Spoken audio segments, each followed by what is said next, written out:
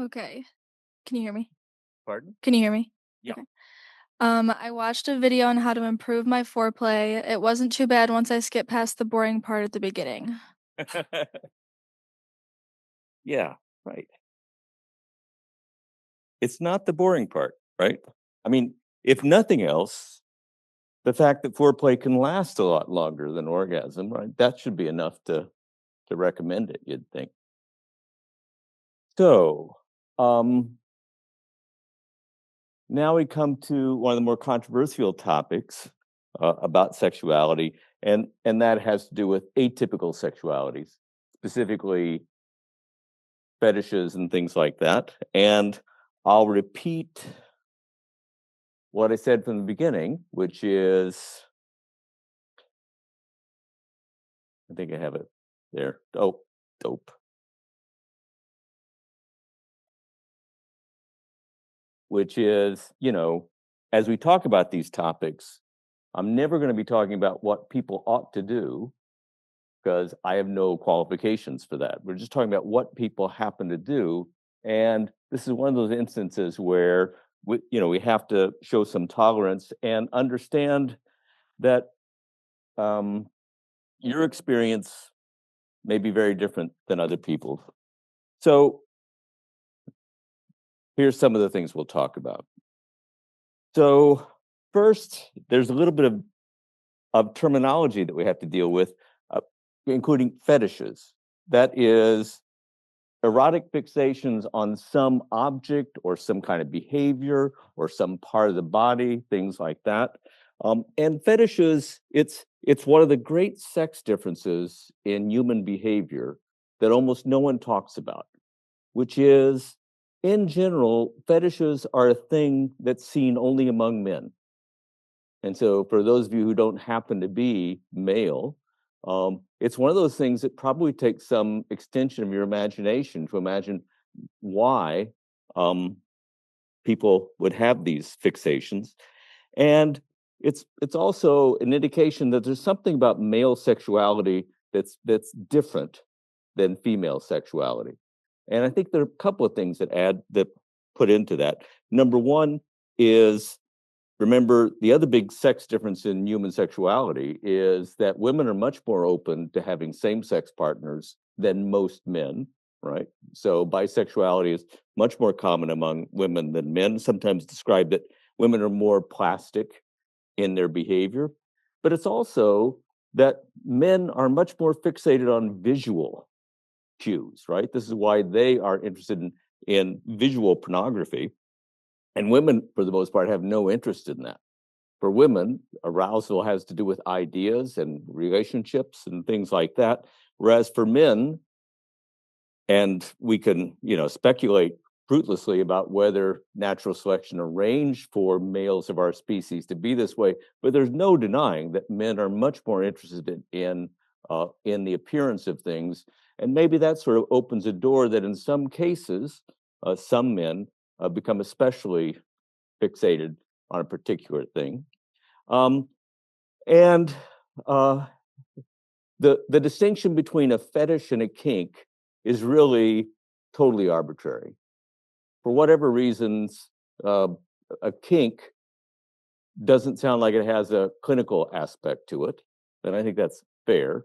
But um, but there's no real distinction between the two, and also notice that for the most part, these sorts of fetishes are victimless crimes, right? They're not they're part of the yes.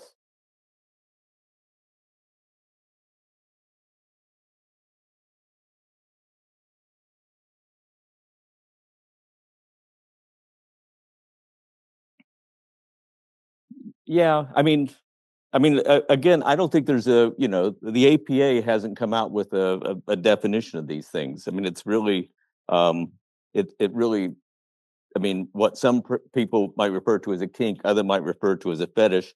If you are seeking psychological help for it, you're probably more likely to refer to it as a fetish. And the DSM does have fetishistic um, diagnoses, but uh, and what I was going to come up with next is that in this regard, as in so much of the Diagnostic and Statistical Manual of the American Psychiatric Association, they've gotten away from several editions ago, suggesting that just because something is unusual, that it's a pathology or that there's a problem. So long ago, for drug use, for example, in the current versions of DSM, drug use is only a problem if it interferes with, you know, having a job, having a life, or if it hurts other people, things like that. And so that too, for kinks and fetishes, if it's between consenting adults and nobody gets hurt and both parties are okay with it, what's there to see a psychiatrist about? Especially if the kink brings one partner or the other, probably the male, more pleasure.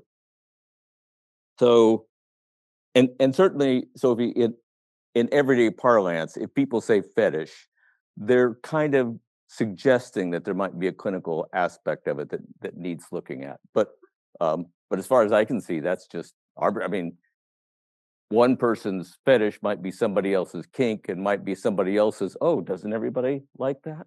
Right? It's really not. Oh, and I had to include this as a I think humorous suggestion about all the things that go into the development of kink. None of it's worth pursuing, but if you have time, you can take a look at it. I think it's, and it's not empirical, right? This is somebody's musings about it. But what we do see among fetishes or kinks is that many of them are associated with objects, associated with the body. And here they're pointing out, for whatever reason, kinks and fetishes are awfully common around feet. And I don't have a rational explanation about why this should be. But here, in terms of objects associated with the body, meaning clothing, I suspect that most of these, first of all, these are almost exclusively men in these populations. And I imagine most of the fetishes or kinks about body objects associated with the body are to do with clothing and things like that. But shoes are certainly high on the list. So there are men who are aroused at the sight of particular women's shoes. Some might be particularly aroused by spikes, and others by or stiletto heels and things like that. But they vary quite a bit. And in terms of body parts, it's also clear that lots of men are really excited about feet. And other kinks are the behavior of others. So you could put things like golden showers and things like that, or other sorts of role playing and things like that. Those could be a kink.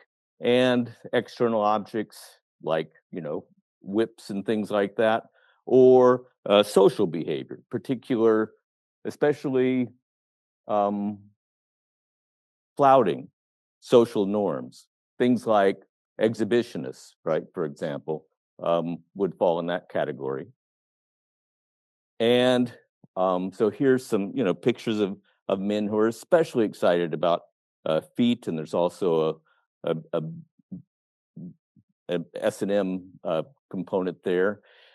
One interesting thing is that for hundreds of years in China, the feet were quite explicitly an object of erotic attention, and it was thought for whatever reasons that women should have especially small feet. And so this practice arose of female infants of wrapping their feet tightly in cloth in order to keep them from growing. And you can see in some cases it had a totally, misshapen foot as a result of it. In some cases, it was difficult for these people when they grew up to walk much or run and things like that. And here's an erotic illustration from the time where it's clear that the gentleman there is very much interested in those tiny little feet, and foot binding, continued to some extent even into the 20th century. I don't know that it's happening anywhere now, but it's interesting And it's also an example of how apparently there was a particular emperor who was especially fond of tiny little women's feet and his concubines and the like. And and then it became a widespread practice. And notice that there's a self-reinforcing aspect of this. Once it was widely regarded that tiny feet in women are erotic, and the smell of feet from women, the smell of their wrappings that have been put around the feet, which sometimes had blood and things like that part of it. Um, Once the culture accepts that's really erotic, more and more people found it. More and more men found it erotic, and therefore more and more women had their more and more girls had their feet bound. Questions about that? Um, and another sexual behavior that you could consider a kink or a fetish or just normal behavior is cross-dressing. So the terminology used for the most part is when people talk about and typically when people talk about drag, either a man dressing up as a woman or a woman dressing up as a man, it's typically referred to as drag if it's really kind of over the top, right? It's not just wearing a dress, but a dress and a big hairdo and sparkly clothes and a boa and things like that. Or in the case of cross-dressing women, a tuxedo and cane and top hat and stuff like that. But but in some cases, the transgender dressing, it's not for arousal or for parody, but it's exciting to that person, and it this is one of the sources of trans individuals. May or may not lead to surgical transition. The older fashioned term transvestism was it originally was applied only to people who didn't want to change their gender altogether, didn't want any surgery, didn't want any hormones, things like that, but did want to wear the opposite sex clothing. And it's become, you know, and typically that'll get subsumed under trans these days. And in these cases, it's clear there's a fetishistic arousal component to it. And the individual may be straight or married. And so, for an example, I don't know if I told you about it before, there's a memoir, She's Not There, by a very prominent writer who describes having, as a boy, been totally happy with gender conforming as a boy, etc. And then as puberty came and he began masturbating, he got in the habit of masturbating with his sisters and his mother's lingerie, and that was really arousing to him. And eventually, um, he he continued that behavior in private.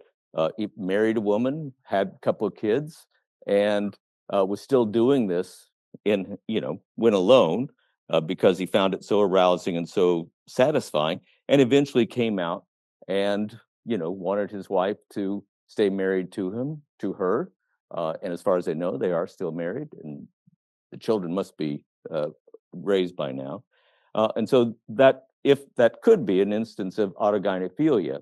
And I wanted to come back to this subject to say that one of the concerns of the trans community is that if the public knows about autogynephilia, that they will not see it as an important aspect of the person's self-identity, but that it will be dismissed as a fetish or a kink.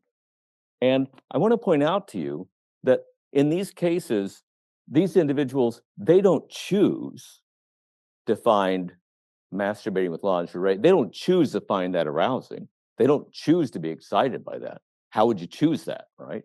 And, most straight men aren't aroused by the idea of wearing women's clothes while they're masturbating, etc.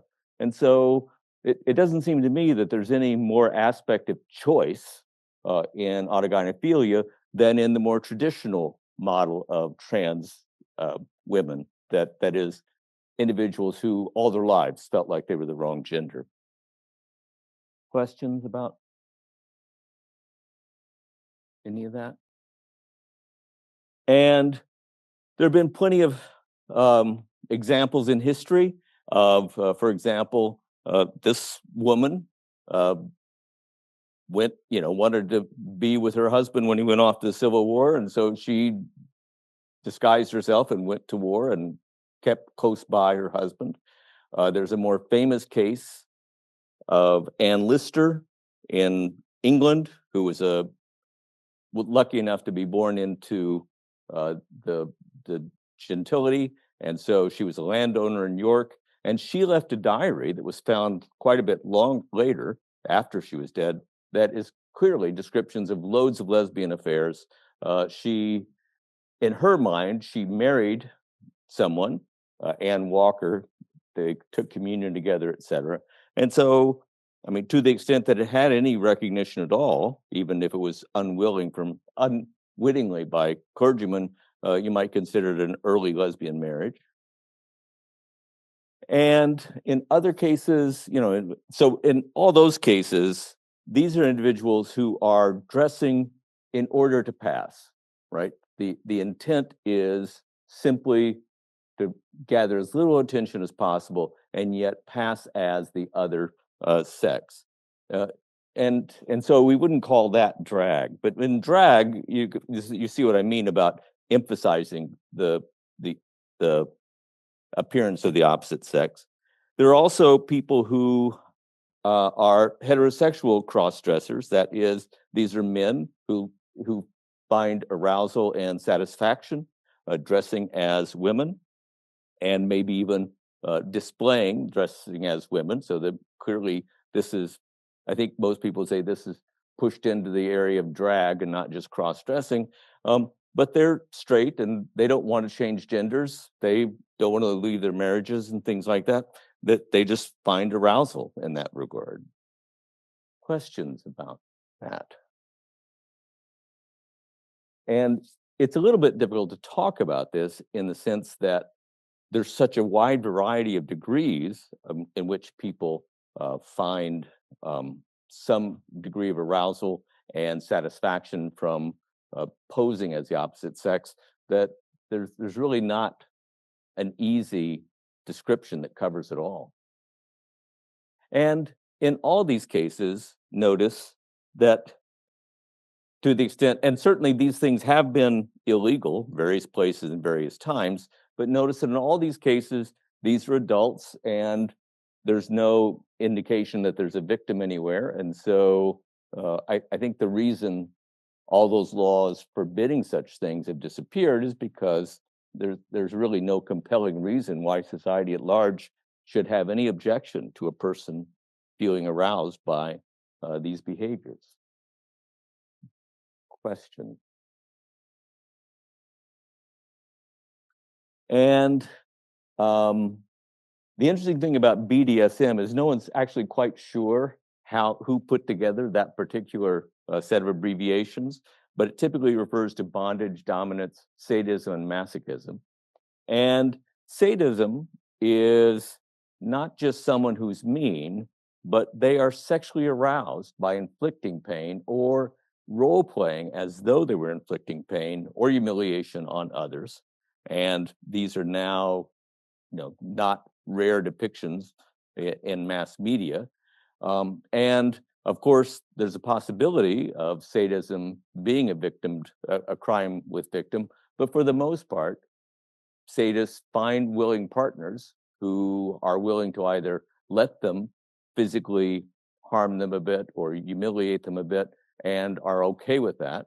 And um, and there are some people who are sexually aroused at the idea of being hurt. And so an ideal situation is when one person's a sadist and the other is a masochist, and where they each finds additional arousal by you know, engaging these activities. And again, you know, however you might regard this, nobody chooses to find it sexually arousing, the idea that they're being whipped or put in chains, have a dog collar put on you. You don't choose to find that arousing. You either do or you don't. And if you do, who's to be harmed, right? So and typically what's tricky about these things is consent, right? At what point have you gone past the stage of consenting adults and you have one adult who is actually causing harm to the other? It is a common practice to have safe words. And, and you see the problem is that both are maximally excited if it seems as real as possible. But of course, at some point, if someone's feeling harm, they have to have some way of saying, I'm not joking now, right? I mean, now I really do want you to stop that. And so there'll be a safe word that can be used. And that too is pretty widely portrayed in mass media these days. And in case you're asking, people have asked, no, even if the person is willing, you cannot legally harm someone, injure them, or kill them. That's a crime, even if they were okay with it. And one case we'll get to in a moment.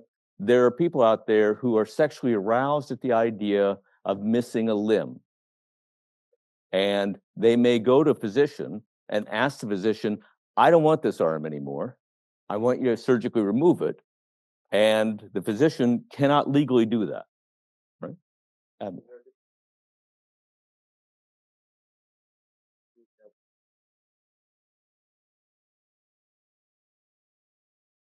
yeah, it's a great question. No, it's not 50-50. And in fact, for all of these, remember, we go back to the problem of fetishes and kinks being more common in men than in women. Um, in many cases, the woman's involvement and her enjoyment of it is primarily to give her partner, to indulge her partner in this excitement, right?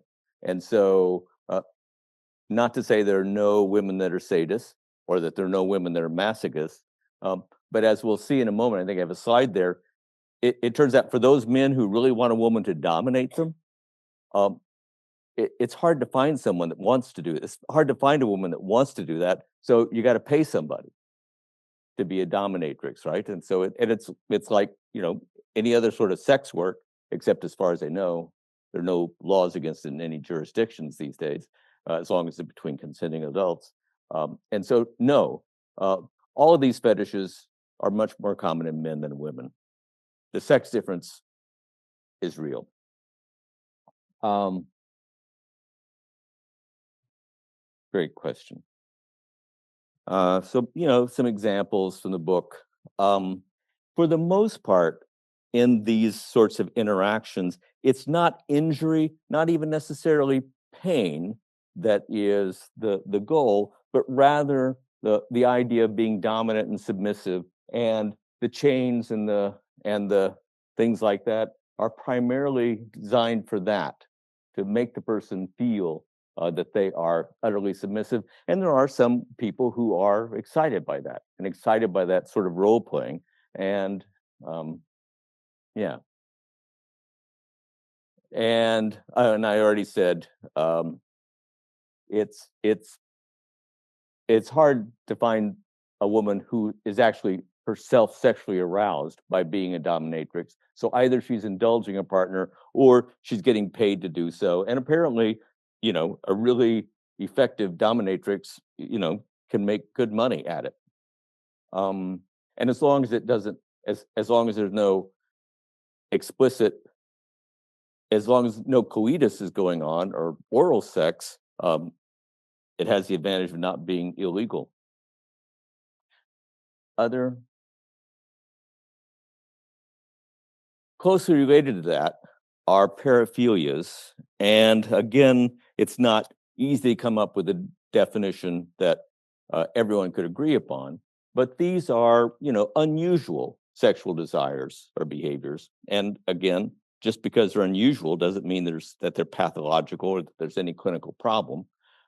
And yet the DSM does have paraphilic disorder where one person's kink is causing harm to other people. We'll see some examples of this in a moment. But for example, exhibitionism, where I don't know why I'm saying a person, where it's almost always a man wants to physically expose himself, a flasher, his genitalia to other people, to the extent that causes distress for the people who see that, or for peeping toms who are watching someone, and uh, when they think they're being private.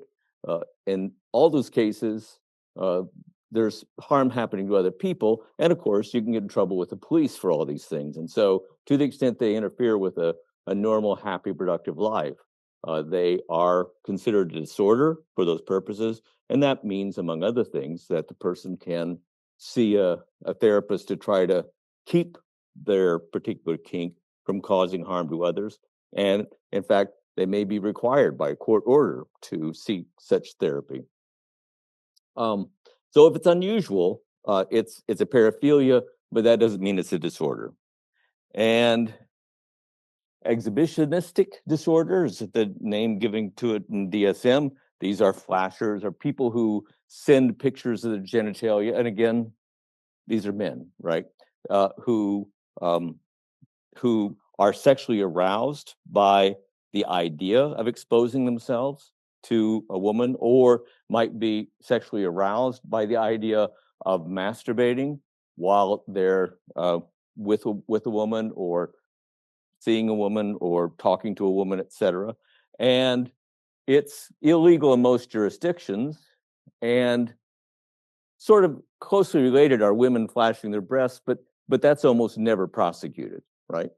And think about the asymmetry there, right?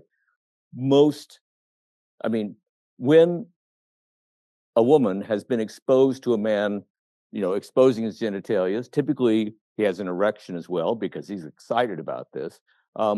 To the extent that that causes her trauma, there's a victim. Most men, if women flash their breasts at them, they're just fine with that, right? So there's less of a less idea of a victim. And you could say that people who are the object of exhibitionism or voyeurism, that meant where people are looking, peeping toms and things, you could say on the one hand, what harm has been done to the object, right?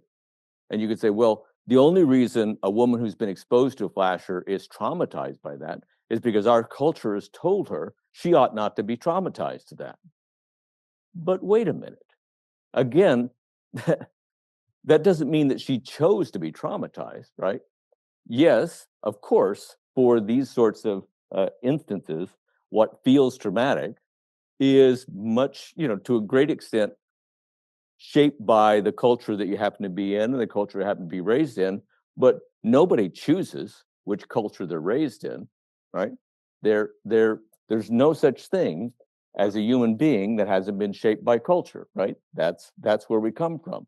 And so that argument that there's no victim there doesn't really carry any water, right? And clearly, some people are, traumatized by that. And when we get to other sorts of behaviors, it's quite clear there's a victim. The book talks about voyeurs, people that like to look at people that are naked. And again, primarily men who like to see people who are naked, if they're straight, naked women, if they're gay, naked men. And here they're talking about the idea from the Hebrew Bible of King David, who gazed upon Bathsheba as she was taking a bath and coveted her, and so he conveniently arranged for her husband to be at the front line during a battle, and sure enough, he died, and David got to have another wife, right, to add to his harem. And I mean, it's one of several instances where clearly, David in the Bible is a great hero, but there's several instances where he really falls short, right? And it's very interesting that those have been kept in the Bible, probably as object lessons that everyone's falling short. Frotteurism, referred from the French word for frotteur, to rub, are instances where people in public places typically become excited at rubbing themselves against the object of their sexual attraction. So for the most part, men who want to rub themselves against women in public in situations where it's difficult or awkward for the woman to object. And again, in our culture, that results in a traumatic experience, and so it's illegal. Um, Questions about that?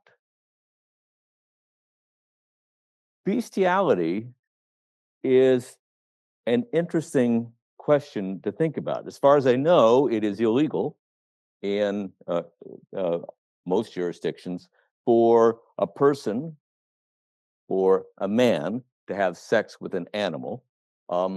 And, you can ask there, who's the victim, right? I mean, in if the animal is being harmed, then that's that would suggest that there is a victim, and I would be the first to say it should be illegal to harm animals, to cause them harm or distress. On the other hand, when you hear about people that do these things, for the most part, it's like the animal doesn't even notice, right? I mean, think about a man who is having sex with a sheep, a ewe. Her vagina is so big, for the most part, they're not even paying attention. They barely even know anything's happening. And so you could make the argument that who's being harmed by that? Anyone want to argue against? After, I can rely on you. Good. What's that?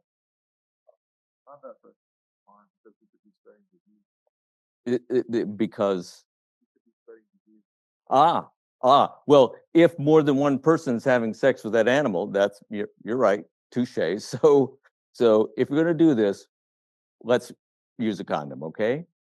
Joke. Sorry. Yeah, my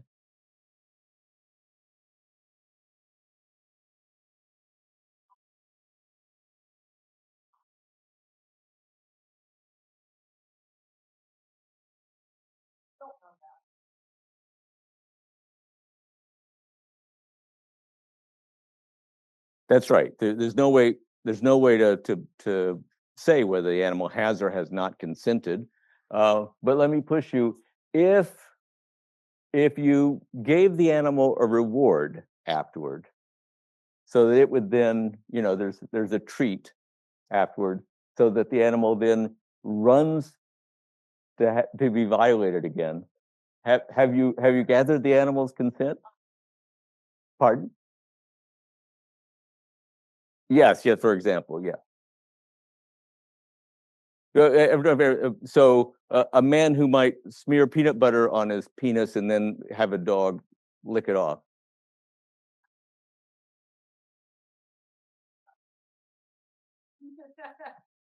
Yeah, I mean, pardon? Well, yeah, as far as I know, all the dog knows is, oh, peanut butter, right? I mean, probably not much more. Others what? Oh, were there some other hands wanted to object, but there other reasons to find it objectionable? Yes.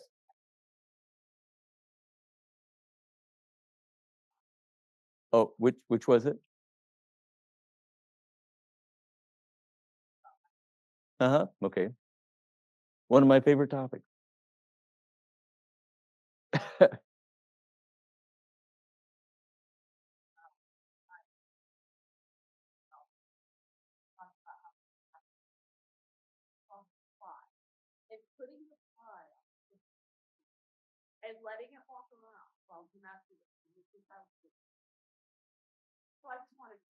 Yeah. Well, thank you. But none of us are going to be rid of that image ever, as long as we live. But yeah, and of course, clearly the fly was harmed, so I object. But um, and there's another interesting thing that people get much more concerned about what happens to vertebrates than invertebrates. And I, for one, have no idea I mean, there's no doubt in my mind that all invertebrates feel pain and distress. So that's, yeah. Others, others want to. And there are times when, let's see, and the traditional image is, remember, in the early 1900s, most Americans lived on a farm. Most Americans lived around livestock. And so the image is the boy that, you know, puts his penis inside a sheep or a cow or a horse. And there are also instances of, there's a famous instance of a gay man who was very excited about the idea of having a horse insert its penis into him. And he built this elaborate device to arrange for this. And if you've ever seen an erect horse's penis, you immediately see that there's a problem. And in fact, it killed him, right? So, and he had to know that this was incredibly dangerous, and yet he felt compelled enough to want to do it, to take his life in his hands. Again, in the Kama Sutra, and here in this ancient artwork, sex with animals was not seen as necessarily good or bad. This is clearly a celebration of what's going on, not condemnation. Another topic that can be considered a fetish and can lead to problems, and therefore can be a disorder, are people who so-called autoerotic asphyxiation, where they arrange to cut off blood supply to the brain, and their aim is to reduce blood supply to the brain just enough so that when they reach orgasm, they feel that it's a more intense orgasm. Notice that there's a positive feedback loop there. These are people who are excited about the idea of being partially asphyxiated. And so at some point, that's what's driving their arousal, right? Is that desire. And there are cases where, I mean, depending on how one arranges for it, what like autoerotic, so they're by themselves. The ways to arrange that, right, with the loop around the neck, etc. And clearly, there are people who do this and survive, but there are lots of instances. And here's happened to be a one that became famous of an actor who was in Asia somewhere, as I recall, and apparently he'd been in the habit of looping a necktie around his neck and masturbating while he was, you know, nearly asphyxiated, and then of course taking off the necktie later. Well, and it's not uncommon. Men are sometimes found where they're dead, and it's pretty clear they had not meant to kill themselves, but they hadn't arranged well enough to make sure the asphyxiation went away after they had ejaculated, after they had an orgasm. It's dangerous. Here's a list of the various kinds of other problems, and these are problems where there is clearly a victim. And we are looking at the percentage of men who engaged in this behavior. This is obviously not the percentage of all men. These are percentage of men who ended up at a facility where it was felt like they needed to find help, and they needed to stop the behavior. The most common is child molestation. Next, voyeurism, peeping toms, exhibitionism, various fetishes, and public masturbation, which is, a form of voyeurism, where the individual wants someone to see that they are masturbating, or wants them to know that they're masturbating, even if they can't see. The comedian Louis C.K. Got canceled for that, or having sex with animals. Obscene phone calls are, I don't know if they're much of a thing anymore, but back in the day when it was, there's no such thing as caller ID and no such thing as calling a number right back, etc. The idea of a man calling a woman and breathing heavily, i.e., masturbating while she was on the phone. There are men that found that exciting. Rape, of course, is an obvious victimed crime. etc. Necrophilia, notice it's exceedingly rare. Necrophilia is much more common in media depictions of kink than it is in real life, but there have been known cases. It does happen. They just didn't happen to be any at this particular clinic. Pardon?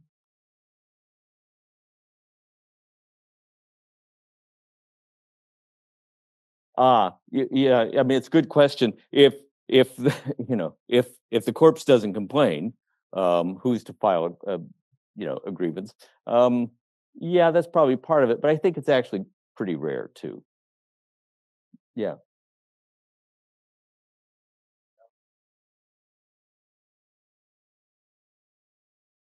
it's yeah, it's a great question. You know, and I don't know that I want to wade in there, but if it happens and no one else ever knows about it, but um, but of course, to the extent you consider the dead person's family or friends, etc., and how they would feel. So certainly, if it became known, that would cause harm. And there's no way you can engage in any behavior and be sure it's never going to be known. And so I think you could use that as an argument for, yeah, okay, the corpse isn't being harmed, but it's inescapable um, that the potential to harm others is there. And yeah, and we'll talk about that again when we talk about pederasty. There was another hand up. Did I forget? Yeah. Um, and nobody knows where fetishes come from. Here's a something that was, I don't know, this edition of the book or previous editions, but there is this idea that for whatever reason, happenstance, someone happens to be excited when they're exposed to a particular um, stimulus or clothing or shoes or things like that, and that then over time they become aroused by that. And it's what in learning psychology would be called secondary reinforcement, where now they're aroused by the object because in their minds it's closely associated with more traditional sexual arousing stimuli. And I really don't, I mean, what I'll say about this is that there may be something to it. But what's interesting is that when you talk to people who have these various kinks, et cetera, if such events ever happen in their lives, for the most part, they're not aware of it. Yeah.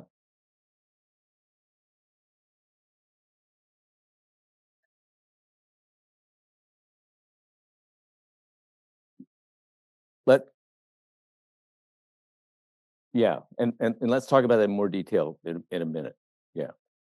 Um, so and and and in regard to that, I will say that most children who are molested do not grow up to want to molest other children, right? That's not, and I think it's pretty clear that's not where most child molesters come from.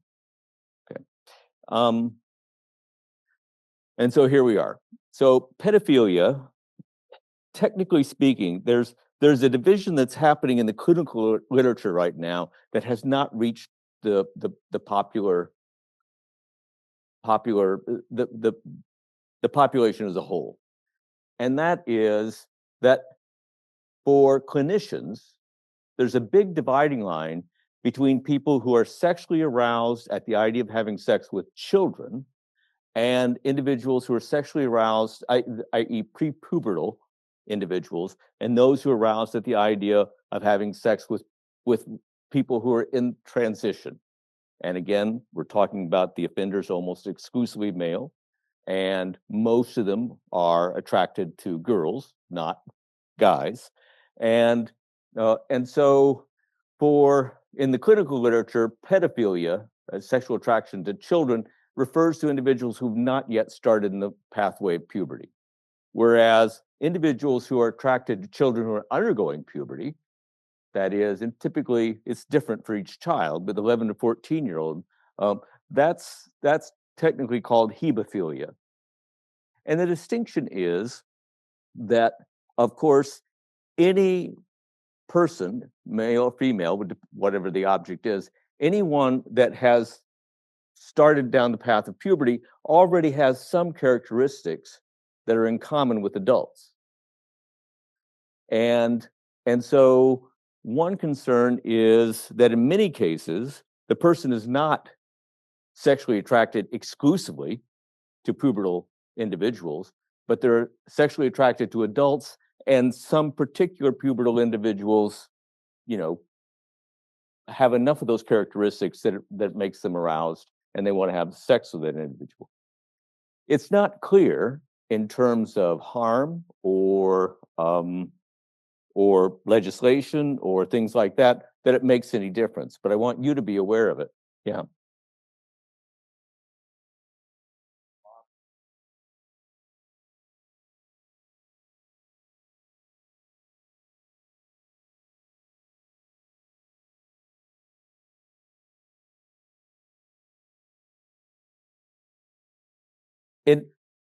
In those cases, that's pedophilia, right? And um, clinicians who have worked with such individuals, let's see. So here's the thought experiment. Whenever you had your first crush, for some of you, it was on an adult, but for some of you, it was another kid, right? Another child. And as you got older, the object of your crushes, your infatuations, also got older. And that's the normal consequence of things. But there are some people who never find themselves sexually attracted to adult or even pubertal individuals. It's like they're stuck back there being sexually attracted to children. And you would not wish this on your worst enemy, right? This is I mean, think about that. If the only individuals that arouse you sexually are children, that's, you know, that can only lead to disaster, right? That's really horrible. Um, and I'm sorry, Nick, what you asked me something at this prompt.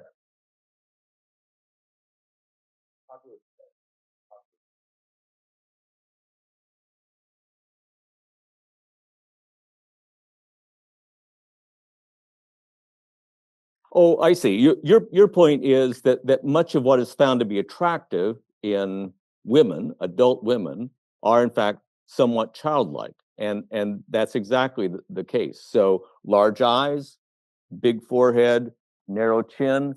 These aren't just, characteristics of what many consider to be an ideal feminine face. They're also characteristics of children, and that's how the problem hebephilia comes in. So if it's a girl whose breasts have just begun developing, but is otherwise looks immature, um, what's the real attraction there? Or those cases where, and it does happen, where the man thinks, or maybe he's motivated to think, that this individual is 18 when in fact she's 14, right? And some 14-year-olds look like 18-year-olds, and some 18-year-olds look like 14-year-olds, right? And so, um, good reason to be careful about who you have sex with.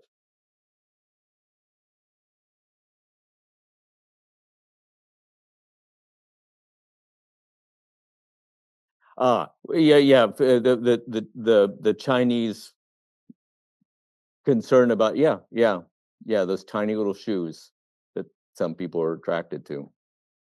What I think, I mean, I guess I emphasize it. What I think is interesting about that is that if the culture is right, it can instill that attraction in, I suppose, most of the men for that culture. It's really, and again, it's the men for that culture. Yeah.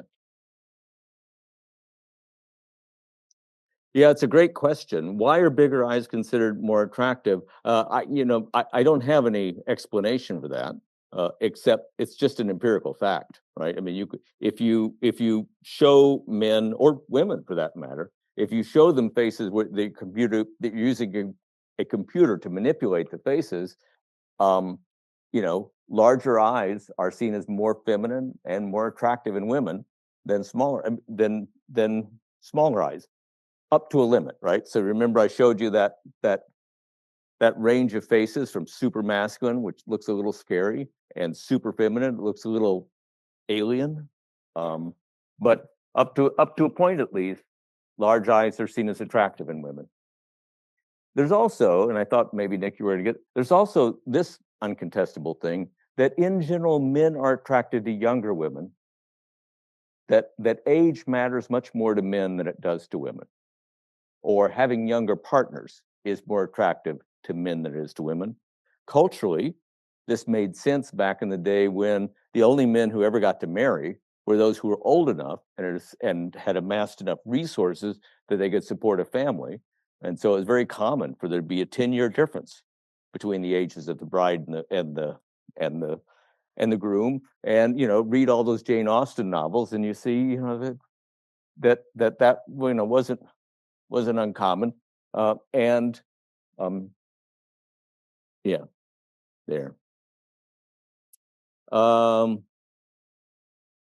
then I have to. Oh, I thought I had a pedophile. Pedophilia refers to the attraction, not the act. Okay, so a person can be a pedophile and they've never had sex with a child, right? Never had contact with a child, sexual contact with a child, and yet they still have pedophilia because they are attracted to children.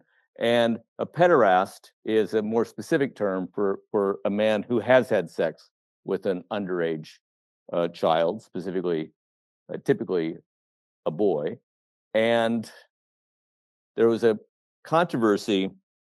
There's so much stigma to pedophilia that in some circles, people are trying to separate the attraction from the act and saying these are individuals who are attracted to minors, but even if they've never had sex with a minor. And that was seen as somewhat of an apologist stand. And so the big uproar was that it was somehow normalizing pedophilia, which I don't think anyone wants to do. And more sort of archaic terminology, a catamite was a boy that was kept around for sexual purposes.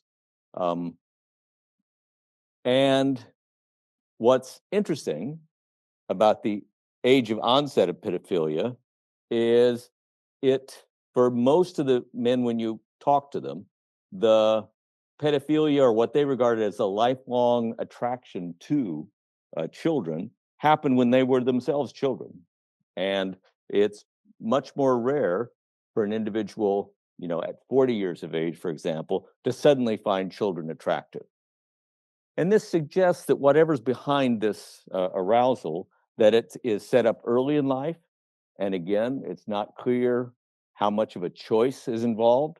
And I say that, then hasten to say, of course, whatever your attraction, you're totally choosing what behavior you display. So if I say it's not their fault that they're attracted to children, that doesn't mean that therefore it's not their fault if they sexually assault a child. Clearly it is, right? So, and that just gets at that point.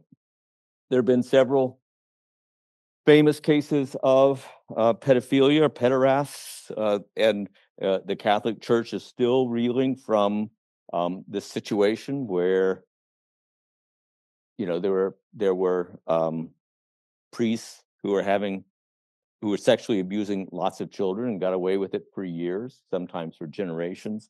I will point out that there is an aspect of this that you might not be aware of. So for the first 1,000 years that the Catholic Church existed, priests were not expected to be celibate. That happens about the year 1000 or so, where the church hierarchy was having a problem where a priest in a particular village would groom their son to take their place. And so you had this situation where suddenly there was a claim on that church property that the church wasn't in charge of. And so a change was made, and priests were required to not have families, not get married, and to be celibate. So here's the situation. Well, among other things, you could imagine that in that culture, any boy who growing up realizes he's gay has a problem, which is society expects him to get married and have children, but that's not what he wants to do. Well, that's all right. that society gives him an outlet. You can join the priesthood instead. And that everything would be fine, except that one of the things that priests typically tend to do is to have, access to lots of children. And even if they're attracted to men, right, the only, the temptation to sexually abuse children instead, if they can't find consenting adult partners, is just there all the time. And at the height of the HIV epidemic and the AIDS crisis, it turns out that there were loads of priests who were, in fact, having sex with other men, right? And were contracting AIDS. And the Catholic hospitals around the country, when these priests entered the hospital, they were given lots of different diagnoses, but it was never HIV. It was never AIDS. And so the death certificates don't show that, but there were many priests who,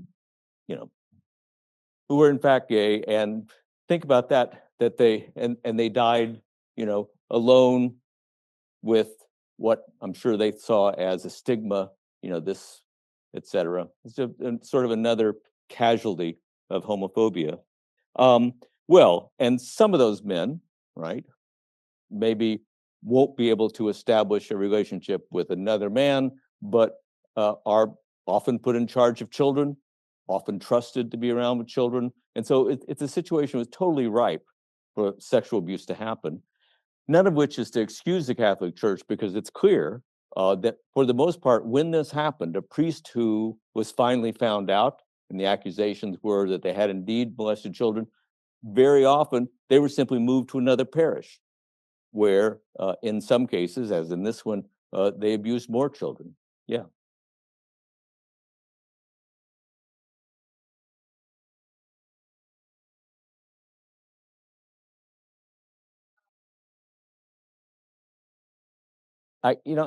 Let's see. Let me get you a microphone, so because I hate to keep making people test. Yep. I don't know. Try that. There. Finally.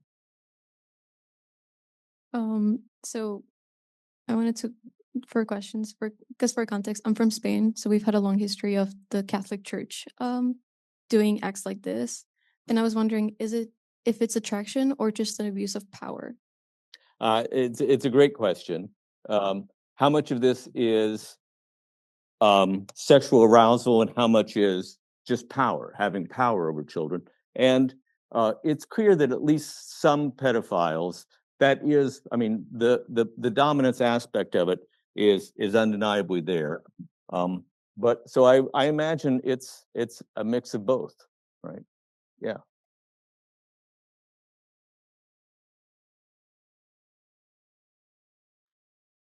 Okay. Is it true that?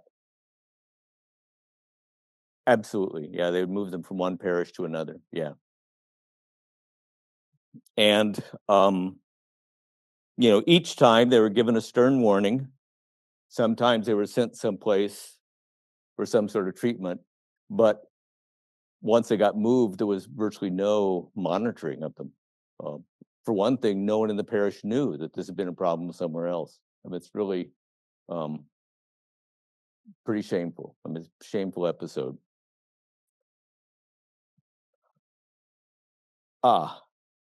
Well, and as I point out there, if priests are allowed to marry again someday, one thing would be that there'd be, and especially if priests were allowed to be gay, then you'd take away the circumstances that have led to a lot of sexual abuse of children, and will again. Another famous case is of Jerry Sandusky, who was an assistant coach of the football team at Penn State, where it looks like, there are people that dispute the evidence, but it looks pretty clear that he was sexually abusing children that would come to the campus. Even more clear is you have no idea who this guy is. I didn't anyway. But in the UK, he was incredibly famous for a very long time And it was clear that even the BBC knew that when he would have children on the show, he often ended up abusing them. And again, he had enough power that he never, his crimes for the most part came to light after he was dead. So it definitely happens. Yeah.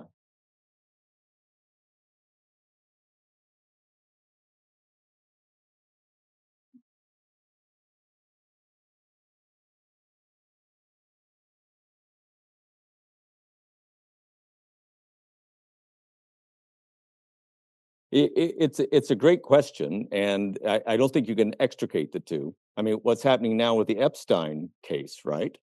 Um, how did he manage to have sex with so many children or underage girls, if you want to say it that way? Well, the fact that he was rich didn't get in the way of that, right? And at some point, how much was he attracted by the fact that he could get away with it? That this was an illustration of how much power he had. And I don't think there's any. My guess is both things are a factor, right? And yeah, was there another hand up? I mean, it's good that you're uncomfortable with this, right? Then there's the idea of registering sex offenders. So that anyone who's committed what's regarded as a sex crime has to be registered, and their position, various websites they can find that you can find, some of which, most of which, all of which, I don't know why I'm saying that, are put up by a governmental agency. The problem with these is that lots of things qualify for being on the sex registry, like a 19-year-old who sends a picture to a 16-year-old girlfriend or has sex with a 16-year-old. Eventually, they come into the judicial system and may be then labeled a sex offender. And at some point, when so many people are being labeled with that, then there's, for one thing, it's not clear the information is that valid anymore or that useful. If no matter where you live in Los Angeles, there's a sex offender within a block of you, what are you going to do, right? Move to Montana? And um, and so and of course, there've been lots of cases where someone finds out that a neighbor is a registered sex offender and may or may not know what the offense was, but then try to harass them and etc., leading to problems. And there are people out there who are pedophiles who are aware that having sex with children could be harmful to the child, likely would be harmful to the child, and don't want to do that, and also don't want to be involved in the criminal justice system. And so they, in some cases, there's several different names attached to some of these groups that are pretty prominent. But in some jurisdiction, a pedophile who seeks professional help to help them control their pedophilia, to make sure they don't ever abuse a child. In some jurisdictions, any clinician they go to has an obligation to report them to the police. Sorry.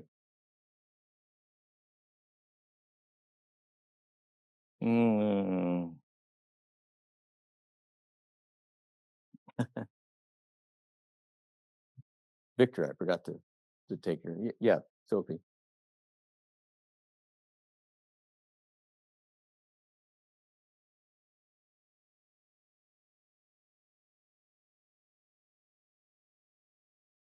In some jurisdictions, the therapist is required to report it. And in every jurisdiction, they're required to report it if they think that there's a chance that the person will, in fact, abuse a child.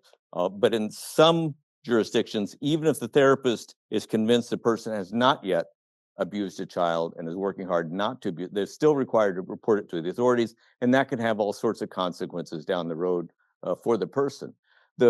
it's even if the person then isn't arrested because they've never offended, that's a big incentive not to go to a therapist in the first place. If you know that even though you haven't abused a child, going to a therapist is going to bring you to the attention of the police. We're going to come visit you, talk to your neighbors, start investigating any children in the neighborhood to see if in fact you have, et cetera. That's a pretty big disincentive. Yeah.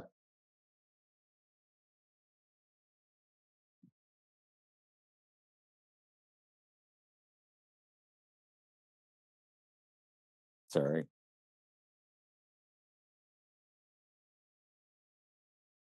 I just had a similar question about like what the actual consequences of that would be if they'd get like arrested or if they would, that kind of thing would just happen where they'd get investigated.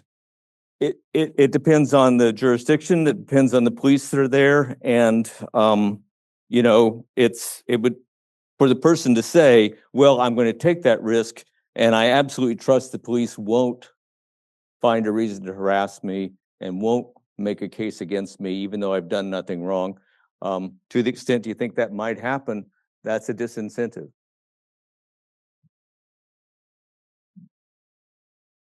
So, yeah, and so you know, there are men, as with so many disorders, social support can be a very powerful tool to prevent, you know, abusing drugs or abusing uh, family members or abusing children, et cetera. And there are such groups out there, and they have their risks for the individuals. There's evidence that pedophilia, that there may be genes that make individuals more likely to show pedophilia, just as there are genes that you know are that can be labeled to any behavior, none of which means that the problem's any better or that the person's any less responsible for the behavior that they show, even if they're not responsible for the attraction that they feel. In some cases, in some jurisdictions, typically when someone has offended and been caught by the police, et cetera, it may sometimes happen that they will purposely take drugs that reduce testosterone. And some men do this voluntarily, even though they've never offended. And the idea is that when they suppress testosterone, suppress their libido, then the drive to have sexual relations with a child are suppressed enough that they feel more confident they can handle it. There are even men who have castrated themselves to, you know, so-called eunuchs, to reduce the noise in their parlance, so that they can arrange not to offend. And now we come to a very controversial study that made a big splash in 1998, before your time, I know, the so-called study by Rind et al., where they did a survey of lots of college students, and they identified individuals who, in fact, had sexual relations when they were children. And in many cases, in most cases, these were not consensual, right? The child, you can even ask whether the child can give consent, but for the most part, I think we have to assume that there was no consent, that they were not wanting this sort of sexual contact. And of course, many of the people that were found were indeed harmed by that, suffered long-term psychological consequences, most of which were, all of which were negative, and many of them sought therapy to varying degrees to help them deal with what happened to them. But what made it a controversial study is they also found some people who were abused as children, were very unhappy about it at the time, you know, felt like that shouldn't have happened to them, and they were clearly traumatized at the time, but they got over it. And, you know, they led, you know, happy lives and had sought therapy and had gotten over it. Well, the political uproar was this was another attempt to normalize sexual abuse of children, because, well, if they're not harmed by it, then why is it illegal? Well, of course, they never said that there weren't children that were harmed by it. Most children were.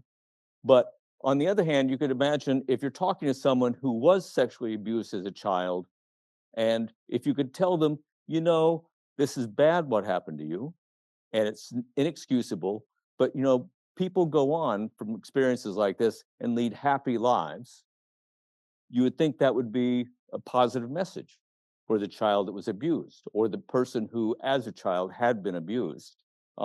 But anyway, so it's, and I think to some extent we're still not over it. And we've already talked some about child pornography and the question of whether letting pedophiles have access to child pornography, would that make them less likely to offend in the future or more likely to offend in the future? And we don't really have any data about that, except to say, and we're not going to, because in most jurisdictions, assembling child pornography, even if it's a depiction of child pornography where no child was involved, in most jurisdictions, that can get you in jail. And so, you know, a creepy thought, a paranoid thought, and of course, it's primarily men who have to be worried about this. Do you really know what's in every file on your computer? 100,000 files there. Have you actually looked at them all? If someone had access to your computer and put images there, would you know it, for example? And so I'm I'm not encouraging you to look for that, but it's pretty. Anyway, for this reason, no one's going to be asking any of these questions or performing any studies. I'll come back to that. We come up together. So thank you for being tolerant and for paying attention and for coming to class and stuff like that. So